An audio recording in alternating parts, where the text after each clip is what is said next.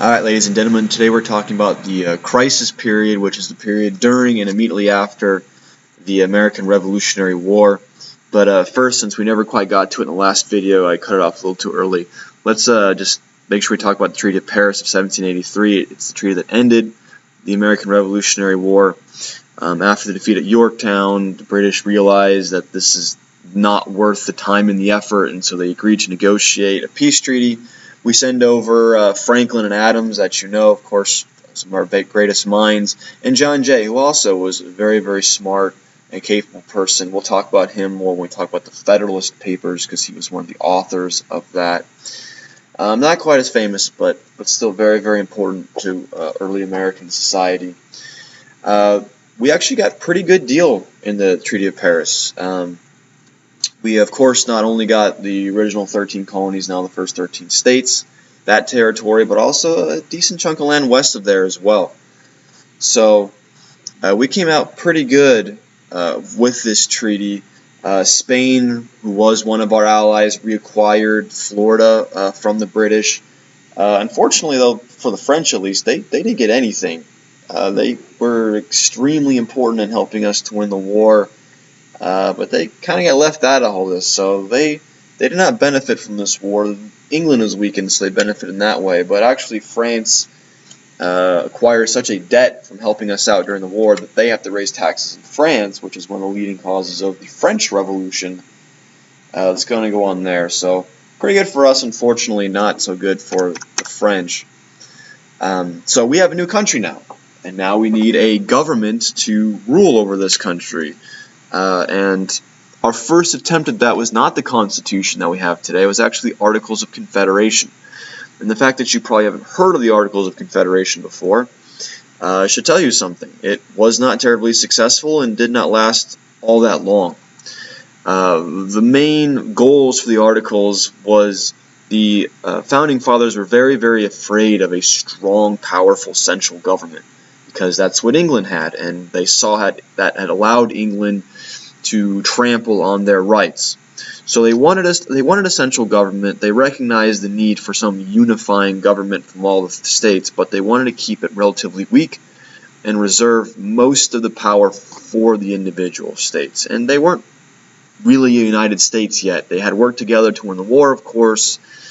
They certainly weren't enemies, but they still mostly identified with their individual states, and that's where they wanted most of the power and control to come from, because they felt that's knew the people the best. So how it was ordered, there was no executive branch. So our modern day president is the executive branch. There was no president, there was no one leader, and there was no judicial branch, at least a national one. They had state courts, but no federal court. There was just one Congress.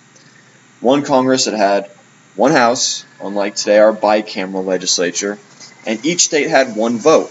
So it didn't matter how big or how small, each state had an equal vote, one. And you can see some of the main duties there. But most of the power kept for the individual states. Now, it wasn't all bad with the Articles. There were some very, very significant successes on the Articles. The main one, of course, is we won the war. The Articles came into effect shortly after the Declaration of Independence, and that was our government throughout the war, and it wasn't always perfect, but we won, and that was the ultimate goal. So that is undeniable success of the Articles. Also, the question when we got all that new land was what to do with it. And so two major laws, the Land Ordinance and Northwest Ordinance, were passed that kind of divided up that big old chunk of land into smaller chunks, and the Northwest Ordinance allowed for an independent self-government to be set up in those new territories, of course, ultimately answering to the federal government. But this is going to kind of set the model for incorporating new territory, new states into the United States, and no new states are going to be admitted under the Articles, but it kind of sets the groundwork for once we do get the Constitution, that process that ultimately is going to lead to the 50 states and Arizona joining much, much further down the road. So here we have the Northwest Territory up here. That was subject to the Northwest Ordinance and so on, and that's when we come, of course, states of Ohio, Michigan, Illinois, and Wisconsin. Now, ultimately, though, the weaknesses of the Articles were just too much. The Congress, the National Congress, was just too weak to effectively really do anything. And perhaps the greatest weakness is they couldn't tax. And if you can't tax, you really can't get any money. And if you can't have any money, you can't really do anything. Only states could tax. And the federal government, all they could do was ask for money. And so what this meant was we owed Revolutionary War soldiers and the countries a significant amount of money from the war, and Congress couldn't pay them that debt, which made former Revolutionary War soldiers angry, and it kind of made us look bad at other countries. The federal government could pass laws but couldn't force anyone to obey them, which again essentially made them worthless, and couldn't regulate trade with foreign nations. So each state would kind of make up their own deals with other nations, and it was just very, very chaotic, or regulate trade within the states as well. Now they could change the Articles, but in order for that to happen, 9 of the 13 all had to agree, and that was just way too difficult to do. So it could be changed, but it was very, very difficult to change the Articles, and there was no executive leader. There was no person to provide a course, a leadership for this country, and so it was just very, very chaotic. And again, no national court system to decide and unify the laws of the country. And these weaknesses were just too much to overcome. And all 13 had to agree to amend the amend the Articles, and that just was never going to happen. So the Articles weren't working out too well. Now here are your questions. Okay, these are from this actual PowerPoint, so a review of what you've already learned through this. What treaty ended the American Revolutionary War? What was one weakness of the Articles of Confederation? You have many, many to choose from.